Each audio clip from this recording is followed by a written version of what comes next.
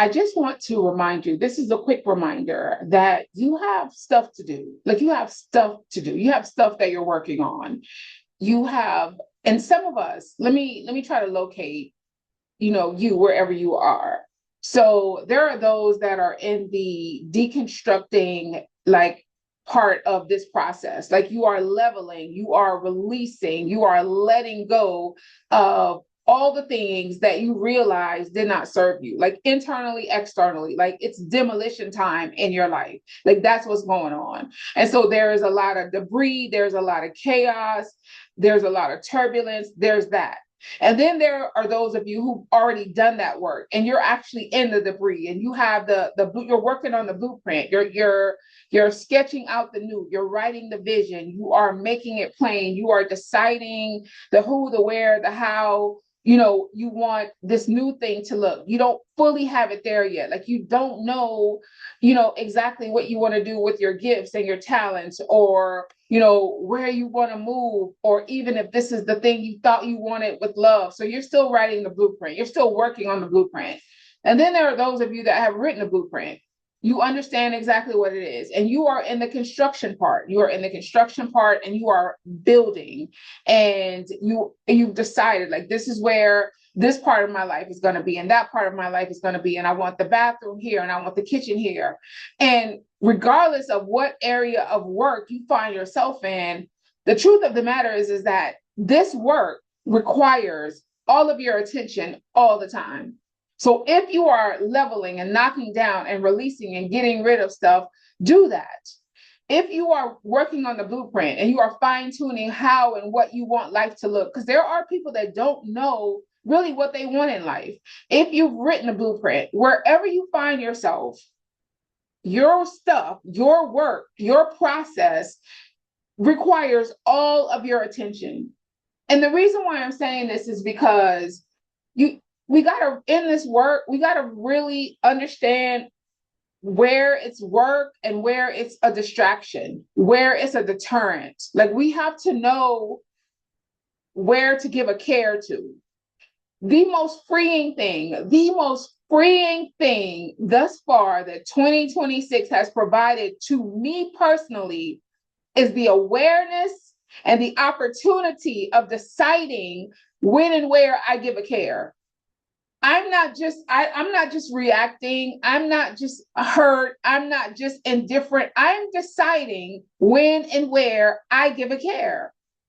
I'm just not getting ready to be that person that is pulled in and out of emotions and feelings and feeling suffocated by a situation or by a person, and it's taking me away from the work that I have to do. Like if you're preoccupied with something, you need, is this thing a part of my work? No, because if it's not, why do I give a care? The most freeing thing I am living in is deciding I don't care. I don't care. The when, the where, the how of knowing. Because prior to the literal ownership of this thing, I was tossed to and fro. I was in and out of my feelings, in and out of hurt, in and out of offense, in and out of distraction. I really want to do this, but this thing has my attention. And we have work to do. We have work to do. And if you've been here all week, then you know, or not even all week, because what's today? Today is, all week. Time is collapsing all around me. So, but if you've been here for the last couple of weeks, I've been talking to you about this state of emergency.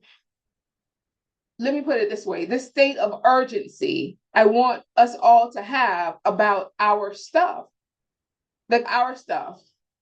And because somebody asked me this, somebody said this, and we talked about it privately, but I don't typically, I actually do. I put it under the last few videos when they asked me the questions. But if in your process, right, with the deconstruction, with the construction, with the writing the blueprint, wherever you find yourself, like if you want some conversation, if you want a talk. If you want, I don't like to call it coaching, but like I put my information underneath so that we can have a conversation, whether you want to sign up for a series of conversation, or you just need one conversation, or you just want to email. Like all levels of coaching are available if you need that conversation.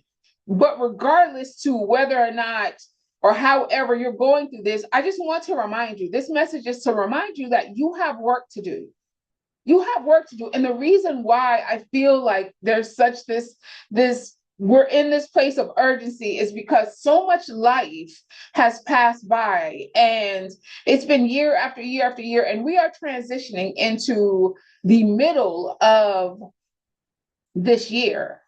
And I want you to consider and think about, as we are in the middle of this year, like what has this year, I just told you what this year has afforded to me. What has this year done for me? Like where has this year refined who I am? Where has this year shown me who I am? Where, like right now, when you think about what I just said, where am I at in that 3-part process? Am I still demolishing? Am I still tearing down? Am I writing the blueprint, or am I building? Am I constructing? Am I like, no, I'm in my new, and here it is. So I want you to think about those things, but I don't want you to be distracted, and I don't want you to give a care to what is not honoring to you. It doesn't matter who thinks, oh, well, but you should care. Listen, you can care about what you want to care about. You can care about what you want to care about. And if it's distracting, if it's a deterrent, you don't have to care. The most powerful thing that I sit in the awareness of is the ability to decide if I'm going to care, if I want to care. I don't care. And I want to, this word is to tell you to be aware and to know that you have the ability to decide what, if, when, how you give a care, and to not be distracted, and to keep working on what you need to work on for your life, for the newness of what is happening in and around you.